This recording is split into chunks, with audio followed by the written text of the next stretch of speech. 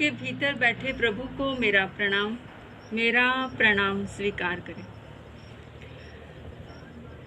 एक बार की बात है, एक माताजी कपड़े सीने का कार्य करती थी, एक गांव में रहती थी और अचानक से शाम का समय था और उसकी सुई हाथ से छूटकर नीचे गिर गई। और जैसे ही नीचे गिरी और कमरे में थोड़ा सा अंधेरा था और बाहर गई जल्दी से ढूंढने के लिए सुई ढूंढने लगी।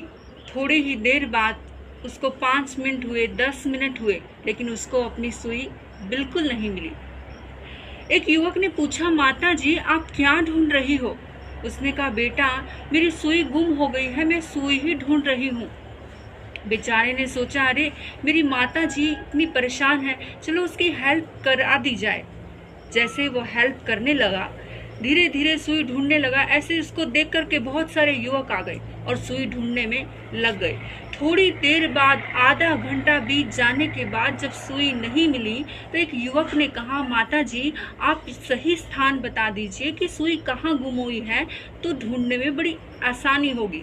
तो बुढ़िया ने कहा, माता ने कहा कि बेटा मेरी सुई तो घर के भीतर गुम हुई है और मैं ढूंढ। जैसे ही बच्चों को ये बात पता चली कि माता जी की सुई घर के भीतर गुम हुई है, तो बच्चों ने कहा, माता जी अगर सुई घर के भीतर गुम हुई है तो भीतर ही मिलेगी ना, बाहर कैसे मिलेगी? तो माता जी को बड़ा गुस्सा आ गया। माता जी ने कहा कि इसमें कोई कारण होगा, मैं अकारण नहीं कर रही हूँ। तो बच्चों ने कहा कि ऐसा कौन सा कारण है कि घर में खोई हुई सुई को आप बाहर ढूंढ रही हो? तो उसने कहा, बेटा घर के भीतर अंधेरा है, मैं बूढ़ी हो गई हूँ, मुझे दिखाई नहीं देता, इसलिए मैं घर के बाहर ढूंढ रही हूँ। तो बच्चों को बड़ा गुस्सा आया।